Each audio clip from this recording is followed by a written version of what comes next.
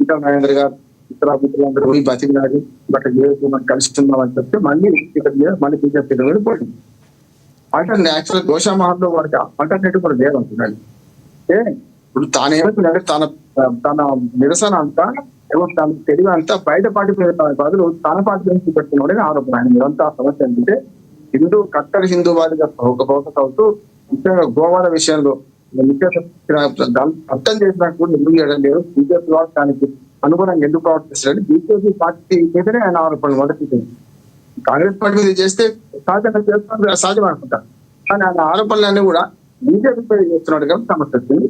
గతంలో సస్పెండ్ చేసి వాళ్ళు తీసుకున్నప్పుడు ఆయనంతలాగా రాజీనామా చేసిన తర్వాత దాన్ని అమలు పెట్టి చూసిందా కొంచెం మేము దూరం పెడతామని కొద్దిగా కూడా పెట్టి మళ్ళీ ఎన్నికల అంటే ఒకటి అంటే రాజా సింగ్ రాజీనామా లేఖను సమర్థించాల్సిన అవసరమే అంటారు. ఎందుకంటే ప్రధానంగా తనకు అన్యాయం జరుగుతుంది అంటే చాలా ప్రోపగండాలు వినిపిస్తున్నాయి. లోకాలిటీ కాదనో లేకపోతే ఇక్కడ ఉన్నటువంటి స్థానికంగా ఉండే నాయకులు తనకి ఇవ్వాల్సిన ప్రాధాన్యత ఇవ్వట్లేదు. ఎందుకంటే బీజేపీ పార్టీని 3 ఏళ్ల పాటు నిలబెట్టింది, ఒక్క ఎమ్మెల్యే సీటుతో బీజేపీ రాజా సింగ్ గెలుస్తున్నారంటే చిన్న విషయం కాదు. సో అక్కడ అంత పోటీ ఉన్నా తన చరిష్మా బీజేపీ పార్టీ గుర్తు కూడా 2 ఉన్నాయి. సో ఇక్కడ మనం గతంలో మాట్లాడుకున్నాం, ఆయన బీజేపీ పార్టీని విడిచిపెట్టాడు, బీజేపీ పార్టీ ఆయన కూడా విడిచిపెట్టదని. కానీ ఇక్కడ ఇప్పుడున్న సిచ్యువేషన్స్ చూసుకుంటే కనుక ఇక్కడ ఉన్నటువంటి లోకల్ తెలంగాణ రాజకీయాల్లో ఎమడలేకపోవడం వల్లే రాజీనామా చేశారా అన్నటువంటి అంశాలు కూడా వినిపించాయి. రాయసింగ్ 3 సార్లు ఎమ్మెల్యే. మొదలు 2014 తెలంగాణ ఆవిర్భావంలో ఉంటే ఆ తెలుగు పొత్తు ఉన్నప్పుడే ఆ పొత్తు ఫలించారు. ఈయన పెద్ద అవకాశం ఉంటుంది. ఎందుకంటే గోసమాతో బీజేపీ ఉండడం వల్ల కొత్త వచ్చే సీట్ పోయింది చెప్పాలి. ఆనాటి నుంచి కూడా అట్లా తెలుగుదేశంతో వచ్చే ఒకటి కూడా గోసమాన్ పెద్ద ఏం లేకుండా అప్పుడు గెలిచారు.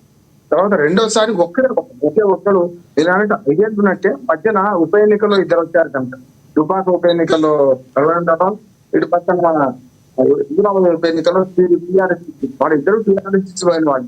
రఘునందరావు గతంలో టీఆర్ఎస్ వాడు, ఇతర డ్రైవర్ అప్పుడు రీసెంట్ గా టీఆర్ఎస్ పోయిన వాడు. ఇద్దరు వచ్చారు కానీ ఒక్కడే నడిపించారు, ఒకటి నడిపించారు కదా. కనుక సమస్య లేదు.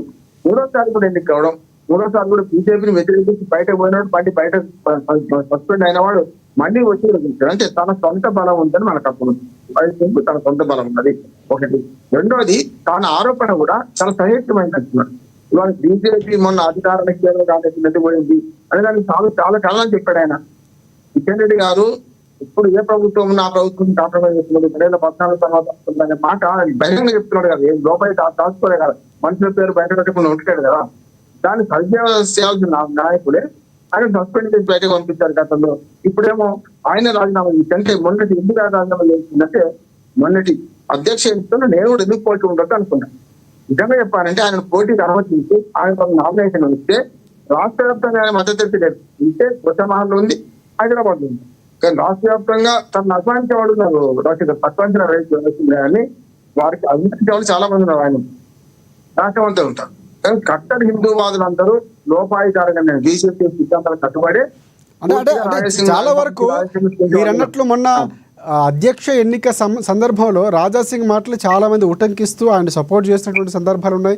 బీజేపీ పార్టీ ఎందుకు ఇలాంటి నిర్ణయాలు తీసుకుంటుంది, అప్పుడు ఏదైతే బండి సంజయ్ని మార్చిన తర్వాతే వ్యూహాత్మకంగా ఎందుకు బీజేపీ పార్టీ రావాల్సినటువంటి పార్టీ తెలంగాణలో ఇలాంటి ఈ సమయంలో నిర్ణయాలు తీసుకోవడం చాలా ఒక తప్పు నిర్ణయం తీసుకుంటుంది అన్నటువంటి సంకేతాలు ఇస్తుందా అన్నటువంటి అనుమానాలు వచ్చాయి. సో ఇంతమంది బలం ఉండి 8 మంది ఎంపీలు 8 మంది ఎమ్మెల్యేలు గెలిచిన తర్వాత కూడా ఇలాంటి నిర్ణయాలు ఎందుకు తీసుకుంటుంది అన్నటువంటి ప్రశ్నలు ఏమనెత్తున్నాయి. రాజా సింగ్ ఆ నేపథ్యంలో సపోర్ట్ చేసినటువంటి సందర్భాలు బీజేపీ క్యాడర్లో కూడా చాలా వరకు ఉంది. అవును, అంటే 2 విషయాలు గమనించాలి. ఇప్పుడు ఏంటంటే మొన్నటి ఎంపికలో రామచంద్రరావు గారిని ఎంపిక చేయడం కరెక్ట్ అండి. కానీ ఈయన పోటీ చేయించి ఈయన ఓడిపోయిన అనుకోండి నష్టం లేకుండా కదా. కాంగ్రెస్ పార్టీకి బీజేపీకి గెలిచాడా రవిశంకర్ గారు అంటే కాంగ్రెస్ పార్టీ బీజేపీకి నేను అంటున్నాను. అందుకే అంటున్నాను అంటే కాంగ్రెస్ పార్టీ నామినేట్ చేస్తుంది డైరెక్ట్ గా, అంతే కదా.